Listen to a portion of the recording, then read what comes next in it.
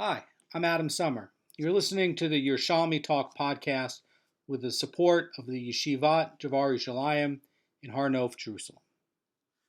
This is Peah, chapter 8, Halacha 7. And now we're going to get into another question that you're going to say, wait, I didn't think of that. It's so obvious. But yeah, we need to know that. And here's the question. The question that we're going to be dealing with is how poor is poor? In other words, what is the level of poverty that somebody has to have in order to be eligible to take leket, shiurim, peah, and maaser? In other words, what is that threshold where, hey, you're too rich to take maaser? You're not eligible. And what is where you're on the other side where it's like, okay, I'm definitely under that threshold. And we haven't covered that yet. We're almost right at the end. And in all of these halachas, it hasn't even been hinted at or mentioned yet. And so now we're going to find out how poor is poor. So the Mishnah goes like this. It says, if a person has 200 zuz, the zuz, by the way, is going to be calculated that 200 zuz is going to be sufficient to cover the cost of food and clothing for a year. Now, the Rosh, in his commentary on the Mishnah, is going to estimate the cost of food and clothing for one person for a year to be 100 zuz. And so that he's going to be basically saying that a couple will be able to have enough clothing and food for 1 year, and that's 200 zuz. And that is basically, now that, by the way, is not going to be the level of poverty before the chuppah or tamchoy starts to look at the needs of an individual on a day-by-day basis, right? But this is basically trying to come up with a standard. Now, the 200 zuz can be that, okay, you have a husband and wife, and that they have enough food as just, again, 2 meals a day, a couple of new garments a year. That's all, okay? It's not, fancy baked chickens every night, things like that. It's very, very meager fare, okay? So if a person has 200 zuz, he may not take leket, shiurim, peah, or maaser. But if he has 200 zuz minus a dinar, then even if they are giving him 1,000 zuz worth of gifts all at once, he may not take it all at all. So let me explain this. So a dinar is a zuz, okay? So if you have 199 zuzim, then you're under this limit. You're allowed to take it.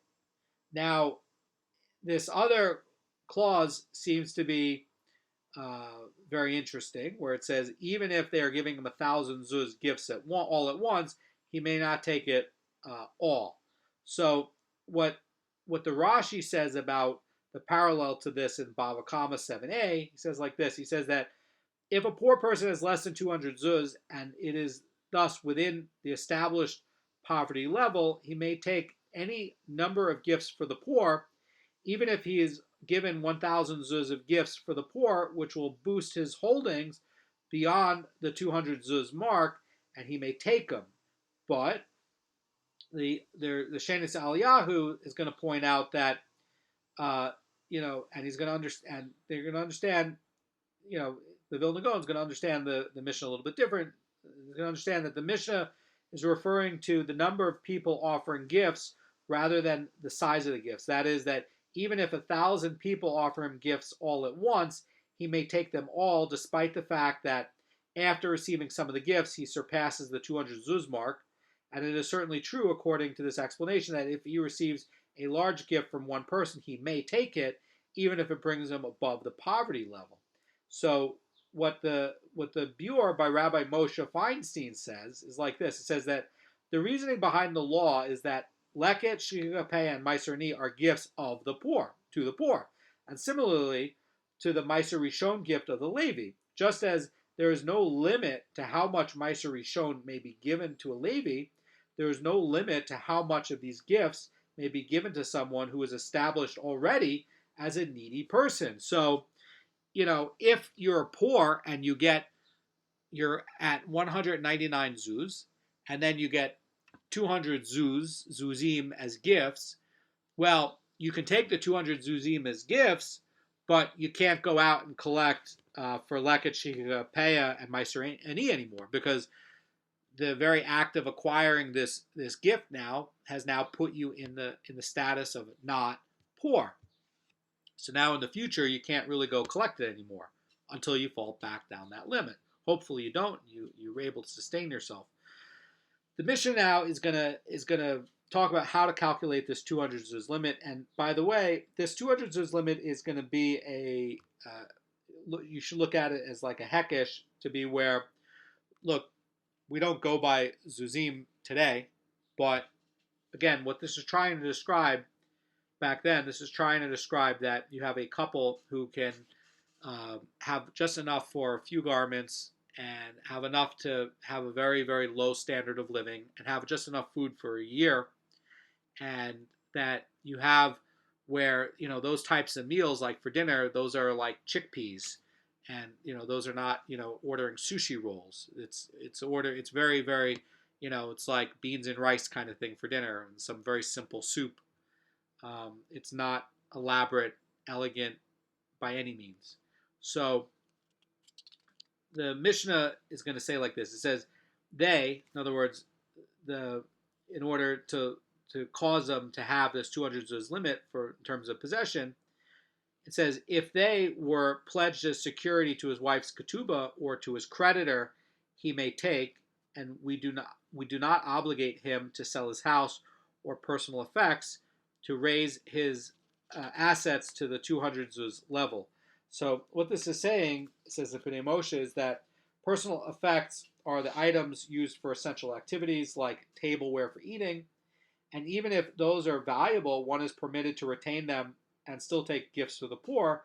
He is not required to sell them and replace them with cheaper substitutes. And another case about looking at a person's standard of living, it says that says Amara Fulda about this, when calculating a poor person's assets to determine whether he falls short of the 200 zuz level limit, there is a homestead exemption, and we do not count his residence. And obviously, one is not required to sell his house and live in the street as a homeless person. Rather, the Mishnah means that one is not obligated to sell his expensive house and buy a cheaper house to increase his assets to over the 200 zuz level. However, if he owns a house in which he cannot live and he must sell them before taking gifts to the poor, then that would be a different case. So sometimes you'll see that where people will be, house rich, they'll live in a nice fancy house, and they barely have any money for food, and maybe they lost their money in a business deal or something like that, and that's why, they're in this position, because those things can happen. The Gemara is going to tell a really great story and a deep story, and I want to share it with you. So here's what the Gemara says, okay? And this really goes to the first law of the Mishnah. One of Rebbe's students had 200 zuz minus a dinar. And Rebbe was accustomed to provide him with maaser every 3 years, and Rebbe's other disciples acted with him with the evil eye toward this disciple. And one of them gave him a dinar, causing his assets to reach the 200 zuz level, so he's no longer to take the maaser, no longer eligible to take the maaser. And the story goes like this. The Gemara continues, says, Rebbe came wanting to provide him with maaser as always. And the disciple said to Rebbe, my teacher, I have the amount that makes one ineligible to receive maaser. And upon discovering how the disciple had become disqualified from receiving the maaser by this other jealous student giving him 1 dinar coin, Rebbe said, this disciple, basically the one who gave him the 1 dinar coin, was plagued by the wounds of the phony ascetics. In other words, this is referring to the Mishnah in Sota, chapter 3, Halacha 4. And it says that the Mishnah, and the wounds of the ascetics, these are the destroyers of the world. And this is the type of person who, on the outside, looks and acts religious and righteous, but in reality, they're not acting for the sake of Hashem, and they're trying to get respect for themselves, or their midah is rotten, and they'll be using they'll come along and they'll look religious and talk about religious and how they're supporting this shul and that shul and this kollel and that kollel, and then when you try to do business with them, they cheat and they steal from you. And these are the destroyers of the world, and there's a special place in hell for them because they are really evil. You can have an Amma Aretz that, he goes and he just doesn't want to keep the stuff. He wasn't raised to be Jewish. He's okay. You know what you're getting. You know what you're getting with this kind of person. Okay, you can see him. You know beforehand. You know he's not religious. You know he's not going to follow the Torah. You already know that. But a guy who's coming to you, who's learning, who's advertising about how he's supporting this shul, how he's supporting that yeshiva, this kollel, he's doing this for Yiddishkeit, that for Yiddishkeit, and then when you actually try to do a transaction with him, and you go to a posek, and the posek says no, this is theft, and you have a real halachic thing from a posek from Chosin Mishpat that the guy is playing games and stealing. These are destroyers of the world because you don't expect that, and Hashem hates hypocrites. And these are the most horrible and frustrating people to deal with, and they're very sad people. And there's just special punishment for these people that the Mishnah in Sota talks about. And why is it that the Mishnah, this is in the Mishnah in Sota? Because everything in Sota is about these hidden things, in the person's heart. Things that only Hashem knows. That outwardly, you're seeing a woman. She looks like she's married. She looks like she's, not cheating, and maybe she is. It's these hidden sins in the heart, and it's the same with these kinds of people that have these, hidden things in their heart, and outwardly they look like this, and they're really not like what they're advertising at all, and they're so rotten to deal with in real life. They really don't like running into them in real life, and these are really the destroyers of the world. And the Yerushalmi understands, this Mishnah is referring to people who give charity also in such a fashion, where these people are giving charity in a way where they're trying to bring kavod and honor to themselves, rather than really doing it to help the cause. Or what they're trying to do is they're trying to do it in a way like with a student of Rebbe to damage him, so he can't have the extra attention from Rebbe.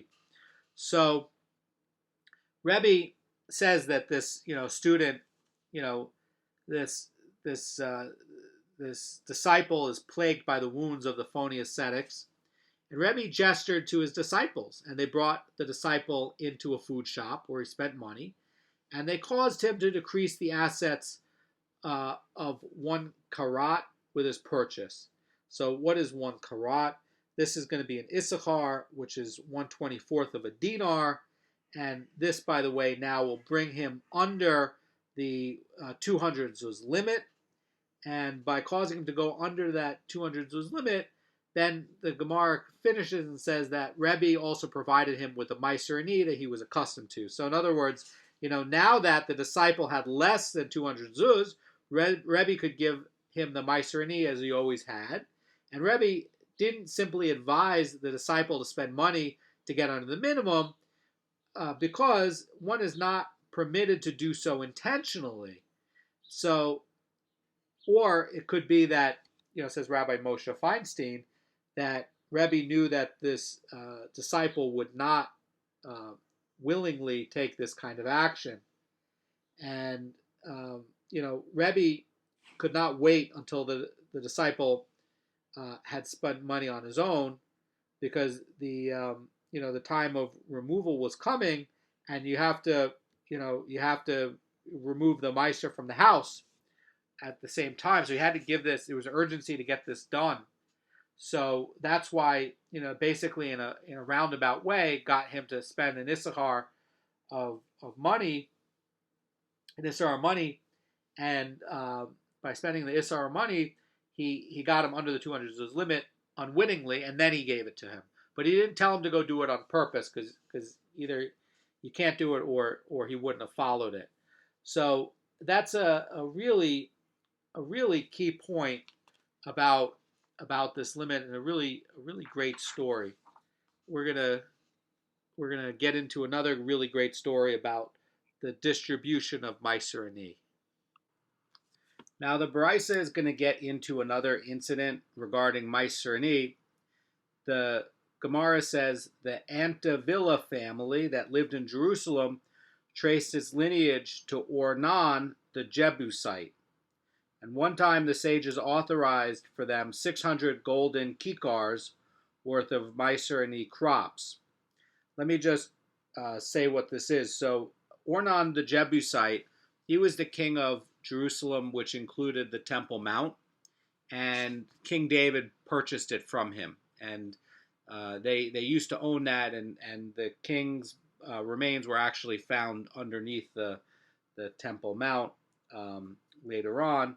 But these were people who were certainly aristocratic, and the descendants they were Jewish, and the descendants accepted King David and all of the lineage, and they weren't rebels, but they sold the land, and they later converted, and they stayed there. But they were aristocratic. They were basically the land was unifying, and they came onto the right team, but they stayed. They didn't stay as kings. They weren't rivaling the Jews, but they integrated. That they stayed as aristocrats, and these were their descendants. And at some point they lost all their money, and they were eligible to get the maaser ani. So the sages were giving them a very large amount. So the family needed this large amount to make up for their former social status. And there's a lot of commentators like the Alei Tamar who say that 600 golden kikars is an exaggeration because it's such a large amount of money. But perhaps it's used as language to show you that if you have people that were obviously aristocratic, and they came down to having nothing, to where they have to get their worth is less than 200 zuz, and they can't even support themselves for food and clothes, that how important it is for the charity fund to be helping these people to get what they're, or something close to what they're accustomed to, and to try to help them. So there's something that comes up here that is going to need a little bit of explanation. So the sugya continues, says, not allowing them to take the crops out of Jerusalem, for they expounded the terms found in the two passages of maaser ani, in your gates, in your gates. That repeats twice, by the way. When you look in Devarim 14:28, it'll say, you shall set it down in your gates. And then later in Devarim, when it says in 26:12, it says, they shall eat it in your gates and be satisfied. So over here, you have this repetition of gates over here and gates over here. I'm sorry, this Gezerah Shava between gates over here and gates over here. And they're saying that this repetition is going to serve to include Jerusalem as a place where maaser ani must be consumed. Now, there's a dispute here, and the sages want to, not the sages, the Meforshim want to point out that this is not the halacha. The halacha is not that you eat your maaser ani in Jerusalem. So, without trying to change the Yerushalmi text and rewrite it, and without trying to edit it, and without trying to just say, well, it's a dispute between the Yerushalmi and the others, and the Yerushalmi says that maaser is supposed to be eaten in Jerusalem. That's actually not the halacha. And when you look at the Sifra, the Sifri, which is talking about both verses, only maaser the only halacha about maaser is that it can't be taken out of Eretz Yisrael. There's nothing about eating it and taking it out of Jerusalem. There's no such law for that. That's for maaser, for the maaser sheni, but not the maaser ni. So without trying to change it, without trying to come along and say, oh, the Yerushalmi is wrong, it's intellectually lazy kind of to just say, oh, well, whatever, the Yerushalmi is wrong. Really, what we need to do is we need to strengthen our minds and strengthen our approach at textual analysis and trying to make this work that's consistent with the text and with what the halacha is. And fortunately for us, we have the Beur from Rabbi Moshe Feinstein, and he comes up with a great explanation so that this verse where it says, about this family, where it says, the sages authorized for them to get 600 golden kikars worth of maaser crops, not allowing to take the crops out of Jerusalem, for they expounded the verse, 2 passages of maaser in your gates, and then the sugya ends and says the repetition of this verse serves to include Jerusalem as a place where the maaser must be consumed. So this again is not the halacha. You shouldn't interpret it as the halacha. So it's really trying to say something else. And again, the halacha is that you can't take the maaser out of Eretz Yisrael. So what could this be? Rabbi Moshe Feinstein says that the discussion pertains to whether this Antavilla family must be provided for according to Jerusalem's higher cost of living. And the rabbis would have preferred that they take the maaser to a different place where the living expenses were lower and less of a gift would be needed. However, they could not require the Antavilla family to take the maaser as a condition of leaving the city. And the verse teaches that the poor must be provided for in the place where they are. So what Rabbi Moshe Feinstein is saying in a textual analysis that we have to really cling to, because it's this thing of trying to say, no, what is the Yerushalmi saying? It's not saying like, oh, it's a disagreement with halacha, let's move on. It's saying like, or to say like, oh, this is in the wrong place, or to say that there must have been an editing error 1,000 years ago. No, it's trying to look at this in this context and trying to understand this in terms of halacha. Rabbi Moshe Feinstein is right on. He's trying to say that what this is trying to say is that you can't force the people to go and take the maaser as a condition of leaving the city and moving to Tiberias, which is cheaper to live in. And you can't come along and say, no, you have to accept a lower standard of living for Jerusalem, which has a higher cost of living. And it's trying to say that no, as the charity administrator, you have to look at where the person is and size it not only for who they are, and in the case of an aristocratic family that fell on hard times, you also have to look at where they are, and that also plays a point. So we learn so much more from this style of textual analysis rather than just writing it off and saying, no, that's inconsistent with the halacha, let's move on. It's a disagreement between the Yerushalmi and everything else. And oh, did you know the Yerushalmi says that maaser has to be in Jerusalem? No, that's not what the Yerushalmi is saying. Yerushalmi is just written in a very cryptic, hard, short way, which is why it's not popular and why a lot of people don't study it, because it takes a lot of work to come up with this line by line. And this is a case where it's it points to why it's so important to look at many of the Meforshim when you're looking at the Yerushalmi, not just to rely on Pnei Moshe and the Marafulda, because a lot of these a lot of these are so short and so in the Yerushalmi the grammar tends to be very bad, particularly in Baba Kama, Baba Mitzia, and Baba Batra. The grammar is horrible, and a lot of the style of the writing is different, and a lot of the Aramaic is different, and it'll also include a lot of Persian or Greek words, and it's a very hard text to work on.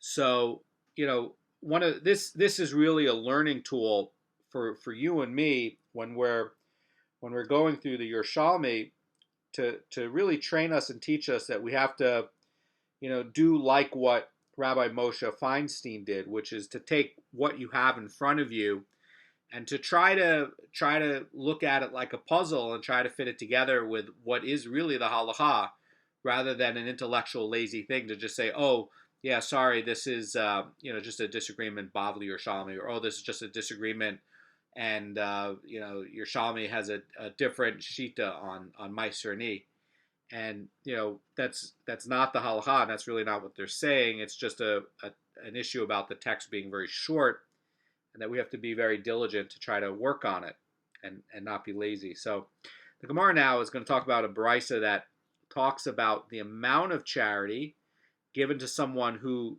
became poor. And, this is going to talk about, the first, the rule that, the first part is going to talk about a rule that, there's an obligation to give him charity enough to maintain his previous standard of living. And this, by the way, is Doraita. This comes from Devarim 15:8, where it says, to the extent of his needs, whatever is lacking for him. So the brisa is now going to start, and says, now a brisa taught there was an incident with Hillel the elder, who took for a poor person from an aristocratic family a horse with which to stroll and a servant to attend him. And there was another incident with the people of Galilee, who would supply an elderly man with a liter of poultry every day.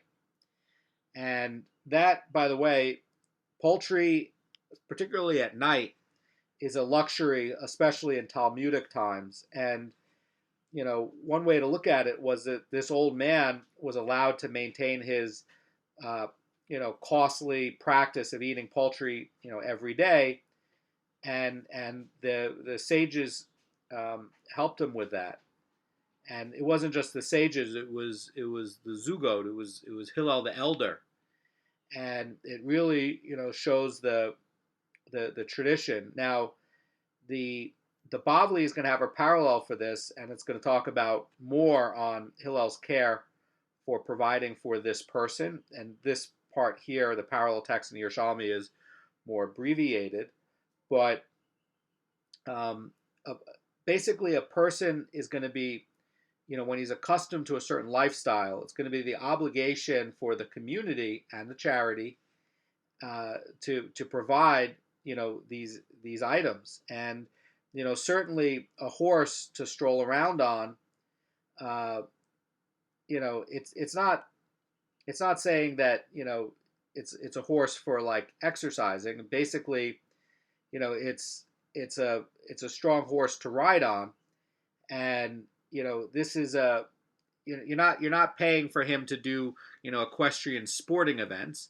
It's just so that he has like a little bit nicer car, because it's an embarrassing thing to take the guy and you don't even give him a donkey, and he's got to walk everywhere. And before, he used to have a lot of nice horses and everything else, and he gives him a horse.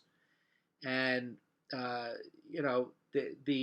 thing with Hillel the elder is that you're looking at what they gave him, but what you also have to look at is the other part of the context, which is that you have to do diligent research on who this is and the real nature of their condition, every part of it, before you're giving any money or charity funds to the person. And again, as we discussed before, this is not just a chick-chat conversation of very, very quick, 5 minutes, blah, blah, blah. Oh, you're poor, that's sad, here's a lot of money, here's a horse, here's a servant.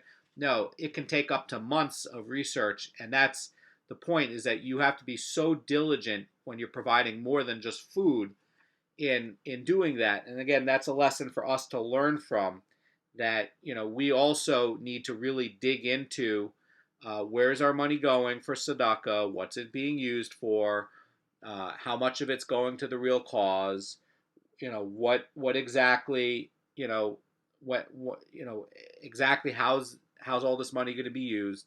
And we have to also understand that if you're having cases that are in the tradition or in the halacha, that you're still required to be very diligent and to work very hard to come up with the right conclusion. And you're not supposed to just hand away money. You have to be very diligent to where you're really understanding, like, okay, this person lost this money. Do you have other business things? Do you have other assets? What other streams of revenue do you have? Like the whole thing before you're signing over, big amounts of fancy food or things like that. Really, what the whole thing together is showing you, it's showing you that if this person is formally wealthy, and if you've done exhaustive research,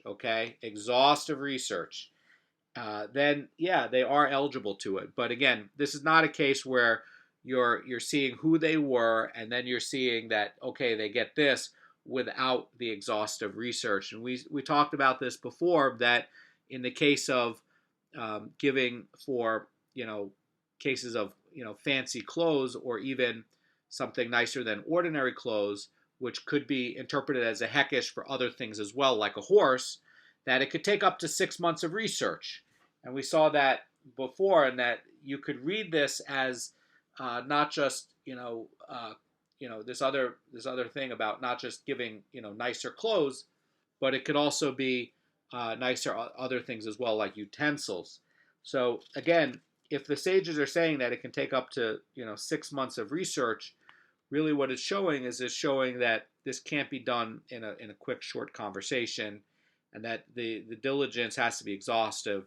And really, when you have your own tzedakah, you are like a charity administrator, and you have to act that way. And this is trying to get you to understand that you don't just throw money away for your pocket very quick to this cause, that cause, this cause, that cause. That you have to be very involved in it. You have to get involved in it, and that you have to understand what it's going for, because there has to be accountability with the charity. You don't just hand away money. That's what this is trying to teach. So the Gemara is going to talk about this second incident about the man with the poultry. And it says, but is it possible that they require to provide him so extravagantly? In other words, eating this unnecessary indulgence, do you have to go support this guy's luxuries? And basically what this could be saying, says the Marafulda, is that somebody became so accustomed to this kind of indulgence like poultry every day that he can't manage without it. And that's the point of sensitivity, is that you're trying to pick up a person where you're not giving him extras, but you're helping him where he's getting up for the things that he can't manage without. And the Gemara is going to answer. It says, rather, it could be because he could not eat other dishes. Poultry was therefore considered a necessary for this poor person. So Marafulda says that, look, since he could not eat anything other than poultry, because this was what he was eating for all these years before he lost all his money, that this was considered a legitimate need for this person. The Vilna Goan has a different idea, a different approach about it, and you can see some of that in Bavli Ketubot 68a in the commentary there. So the other thing about it is that what it's showing is that the sages are being sensitive to what are the person's actual necessities. And I think what this Gemara is hinting at is that for somebody who had a much higher standard of living, that was wealthy, that lost all their money, that eating this kind of food did become a necessity for them. And how do you take somebody that was eating very nice chicken and everything else, and then you're going to feed him bread, salt, and oil every day, and the guy will go nuts. He'll lose his mind. So the Gemara now is going to talk about a brisa that discusses which assets are included when you calculate this 200 zuz limit for receiving charity. Now this is an important thing, because this 200 zuz limit, this is talking about how much food and clothing that you can have. But what about other things? We were talking about well, what about if they're forced? Are they going to be forced to sell their house? Are they going to be forced to sell fancy silverware? Are they going to be forced to sell other fancy things? And is that going to be included in the 200 zuz limit? So there was a brisa that was taught, and here's what it says. It says, if the poor person was using gold utensils, we give him silver utensils in exchange. And if he was using silver utensils, we give him copper utensils. And if he was using copper utensils, we give him glass utensils. So the Gemara is going to analyze this brisa, and Rabbi Manna said, the brisa is ruling that the poor person exchanges his gold utensils for silver utensils, and his copper utensils for glass utensils applies even when use of the utensils is made, though through direct contact with their surfaces like food utensils. So what Rabbi Manna is explaining, says the Yafei Marah, is that the brisa is ruling that the gold utensils are exchanged for silver utensils, and silver for copper and copper for glass, does not apply only to the items that one uses without making direct contact with their surface, such as a lamp. Rather, it even applies to utensils like food and clothing. So they're interpreting this as a hekesh to try to understand, just like this with the utensils for gold to silver, that you should also look at it in terms of supplying with clothing. In other words, if you have a fancy guy who used to wear fancy clothes, you're not giving him the same fancy clothes you used to have. You're giving him a step down. That's what it's trying to say. And we're looking at this in terms of assistance, and I want to point out what Rabbi Kanievsky says in his Beur Shir. Here's what he says about this brisa. He says that if one wishes to receive assistance from the charity funds, and it's using and it's going to be used that the assistance from the charity funds is using utensils made of precious metals, he is directed to replace them with utensils of less expensive materials, with the difference received from the exchange being included in the 200 zuz maximum. So that's one explanation, so that this offset can be used in helping to calculate for part of the charity that's being given. In other words, if he's replacing these utensils, and he's saying, look, give me your gold ones and I'll give you silver ones, okay, then that difference in that exchange down, that gets added to calculating what this 200 zuz limit is. Okay, so the Bavli is now going to ask from Ketubot 68a, and you can see the note by the Rashi here, and here's what it says. It says, the Mishnah teaches that a poor person is not forced to sell essential items of his lifestyle before becoming entitled to gifts of the poor, and that stands in apparent contradiction with this brisa. So what the Rashi over there is saying, that the poor person, he can get the gifts of the poor even before he's forced to sell assets to help cover it. So there's another way to read this, and here's what the Tosfot Yom Tov says to help us to see a resolution between what it says over there in the Bavli and what it says over here. It says, the Tosfot Yom Tov is saying that the Gemara explains the ruling of the Mishnah is that he need not sell his personal effects, applies only to someone privately supported by charity monies of friends or relatives. who wishes to collect gifts for the poor from the fields. But if the person receives charity from the public fund, he is required to sell his valuable articles before he can be considered eligible. And such a public charge is forbidden to take even gifts from the poor from the fields until he sells the articles. So that's another way to try to resolve this Mishnah with the other Mishnah, and this Baraisa with other Baraisas, so that again, rather than just say, oh, it's be intellectual lazy and say, oh, it's a dispute between the Yerushalmi and Bavli. You say, well, wait a second, is it really a dispute between Bavli and Yerushalmi? Because you have two contradicting opinions in two different Mishnahs. So how can that be? So really what this is trying to do is just trying to say, look, that if in this case that you're taking from the public fund, yeah, you have to downgrade and get rid of and sell down your assets, and things like your silverware and things like your nicer candlesticks for Shabbat. You should get cheaper ones, and you should very nice that you have very fancy bottles of wine, but you should exchange them down for simpler bottles of wine, things like that, and that you're required to do that before you take the charity fund from the public.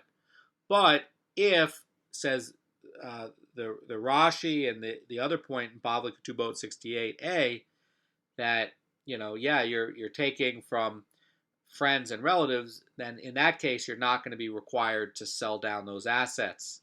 So that's a distinction, and that comes up in the real world. Now the Gemara is going to ask a question. It's going to say, I'm going to talk about Rabbi Mana's point, and again, Rabbi Mana's point is that he's interpreting it like a hekesh to apply for things that are related to food, and that you could also apply it for things related to clothing and all sorts of other assets. Again, like the candlesticks and like the the furniture in your house and things like that.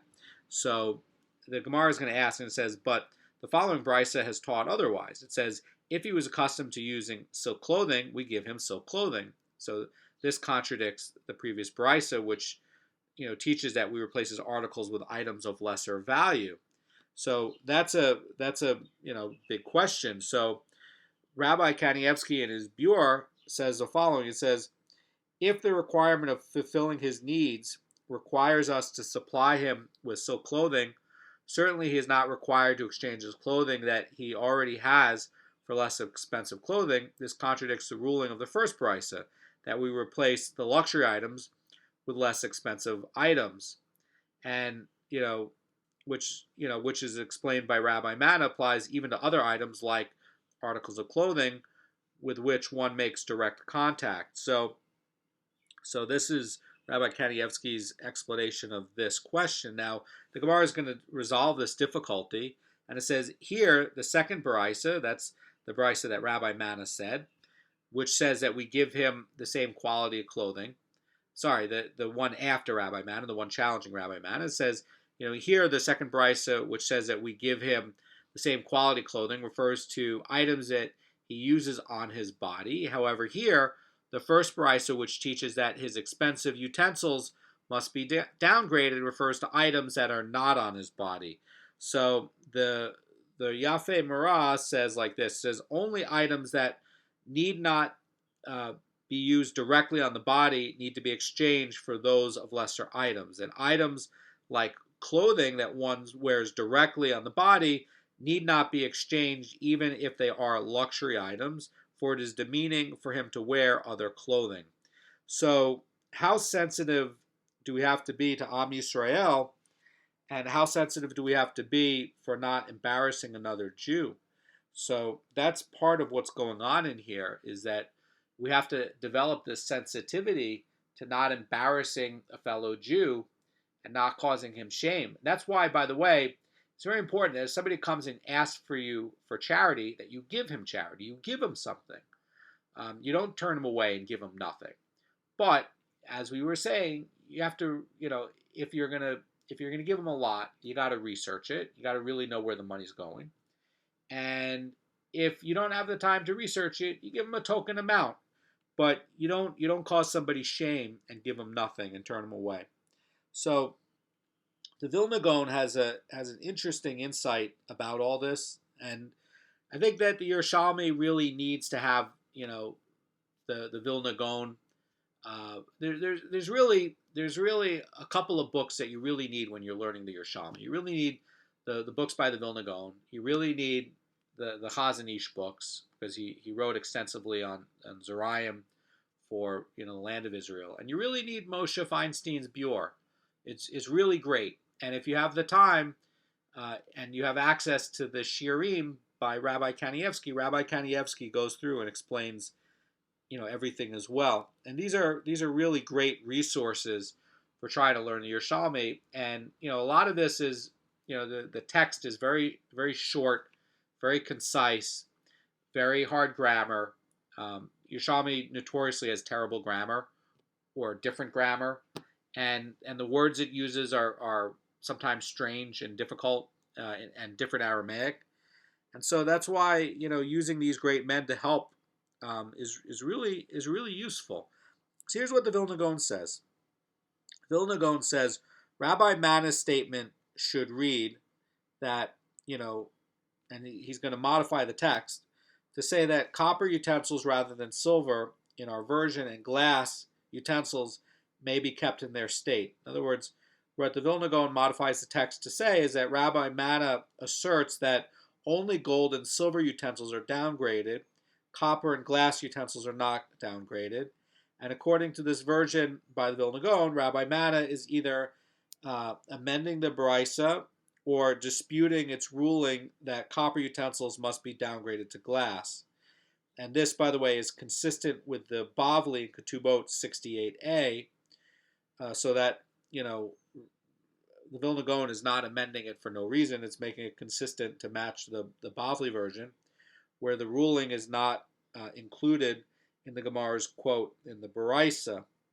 So, the other point about this is that, the Gemara objects that the second Baraisa, which indicates that even silk clothing is not exchanged, and that would contradict that ruling. And the Gemara answers that the articles of clothing which one wears on the body need not be downgraded. Rabbi Mana is referring to other items where he distinguishes between expensive silver and gold utensils and cheaper glass and copper ones. So that's the note by how the Vilna Gaon is reading it and amending it to match the Bavli.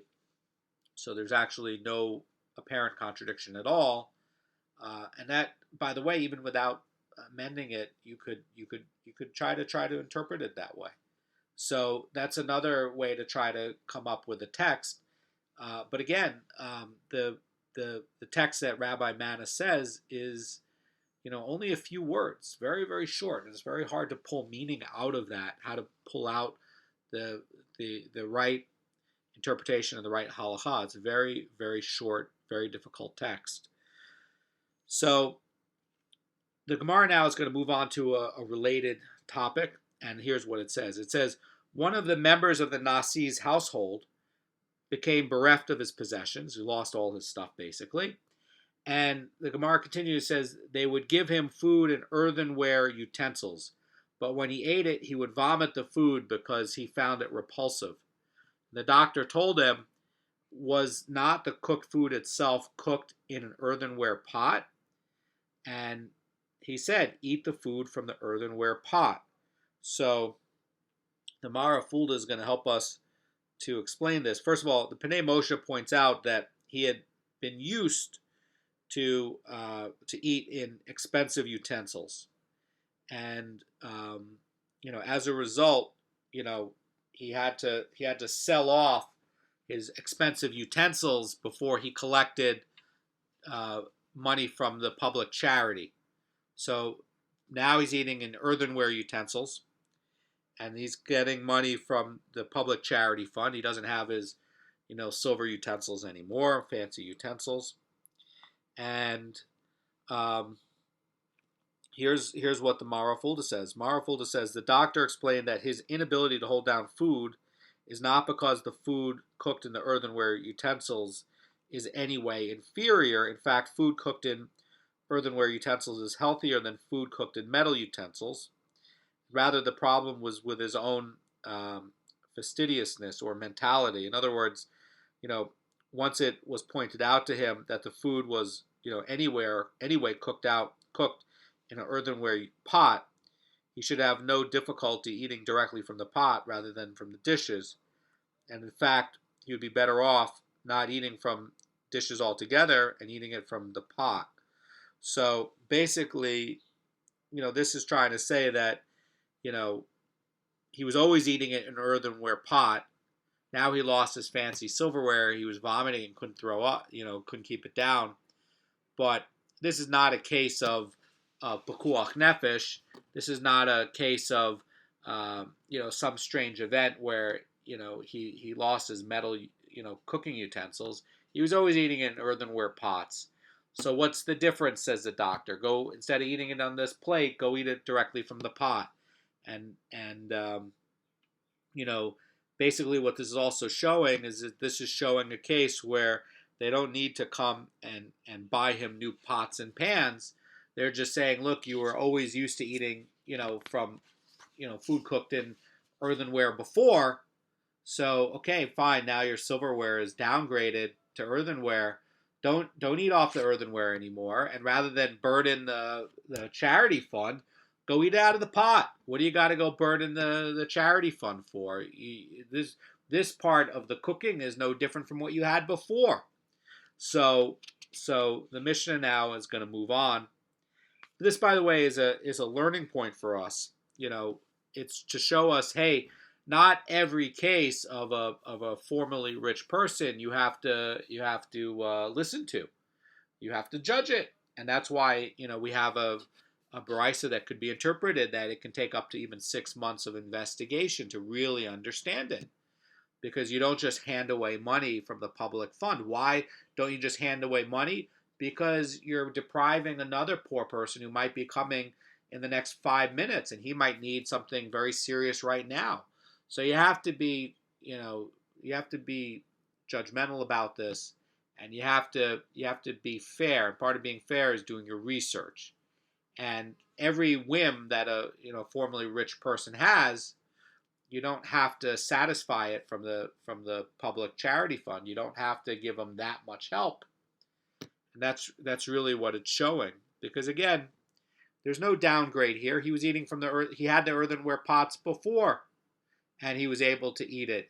And so the doctor says, okay, just eat from the pot. So the Mishnah now says, or was talking about the next, the Gemara is going to move on to the next topic in the Mishnah and says, if they were pledged as security to his wife's ketubah or to his creditor, he may take it. Now, Gemara is going to elaborate on this next part of the Mishnah. And it says that this only teaches as far as the creditor who is pressing for payment is concerned. But in that case, we do not include the money owed, the creditor, in the debtor's assets. So, in other words, but the question comes up, but is the same true even when the creditor is not pressing for repayment? So the Mara Fulda says that since the lender is not demanding payment, the debtor may make use of the money. Perhaps the loan is considered when calculating his assets. So they're trying to figure out, if you owe money, what's going to be, are you going to use that debt to help offset to come up to this under 200 zuz limit or not? How is all that going to work? Or what about if he owes a wife ketubah? Is that going to change the amount for determining if somebody's poor or not? What about debts? And the Gemara is going to answer, and it says, learn the answer from this Mishnah, our Mishnah, which states, if they were pledged as security to his wife's ketubah or to his creditor, he may take. Now, this woman, says the Gemara, to whom he is presently married, not like a creditor who is not pressing. In other words, is this woman to whom he is presently married not like a creditor to who is not pressing? In other words, what this is saying, says the Mara Fulda, is that there is no provision for collecting ketubah while the husband is alive, barring for divorce. So the Mishnah is basically ruling that the money pledged for the ketubah can be deducted from the person's net worth to allow him to take charity, and the same would be true of property pledged to a creditor, even one who is not currently pressing for payment. In other words, even if they're not collecting, even if you're not getting divorced right now, and even if the creditor is not chasing for the money right now, you still owe it, and that has to be paid at some point. So that's going to affect your balance sheet, and that can take you under the 200 zuz limit. That's what this is saying. The Gemara is now going to quote the final clause of the Mishnah. It says that we do not obligate him to sell his house or personal effects to raise his assets to the 200 zuz limit, and the Gemara is now going to explain about that and elaborate about it. So the Gemara says, Rabbi Hanina said, this teaches with regard to festival clothing and Shabbat clothing that we do not obligate him to sell them. So if, like we were talking about with Rabbi Matta, the glass, the copper, the gold, and the silver utensils. So what about if the guy has fancy Shabbos clothes? Are you going to force him to sell those? And say, hey, look, why don't you use the regular clothes, which are also nice, or why don't you downgrade your Shabbos clothes? You already have these very nice silk clothes during the regular week, but your Shabbos clothes are twice as good. Maybe you should make it, instead of twice as good, only 1.5 times as good. So what about that? And there's going to be a related ruling. We're going to get into Ruth to learn this, which is very cool because part of this had about King David bought from was one of Ruth's descendants and was purchasing from a king who had the Temple Mount, and now we're going to talk about his great grandmother. So Rabbi Hanina said a person is required to have 2 shawls, one for the weekday and one for the Shabbos. And by the way, it uses the word required. And the Gemara says, what is a source that one must have separate clothing for the Shabbos? And it's going to move on to the story of Ruth. It says, when instructing Ruth to prepare herself for her encounter with Boaz, Naomi tells her, quote, says the Yerushalmi, says, you shall bathe and anoint yourself and don your garments. In other words, this is quoting Ruth 3:3. And now the question is going to come and say, well, wait a second. Was Ruth naked? Was Ruth unclothed? The Gemara says, now was Ruth unclothed? That Naomi instructed her to don her garments. And the Gemara explains, says, rather, these are the Shabbos garments, and Naomi was instructing Ruth to wear her special Shabbos garments when meeting Boaz, and it is apparent that one must have a special set of garments for the Shabbos. Now, I want to point out something from the Beur by Rabbi Moshe Feinstein when he's talking about his commentary on charity about this. He's saying that when the Mishnah states that one need not sell his household utensils before collecting leket, that means even his expensive set of Shabbos clothes. For as the Gemara will proceed to state, having 2 sets of clothing is in fact a basic need. So that's a key point, and Rabbi Moshe Feinstein continues about that and says that apparently the verse indicates that a poor person may keep his special Shabbos clothing even when receiving gifts for the poor, for Ruth had Shabbos clothing and yet collected leket in Boaz's field.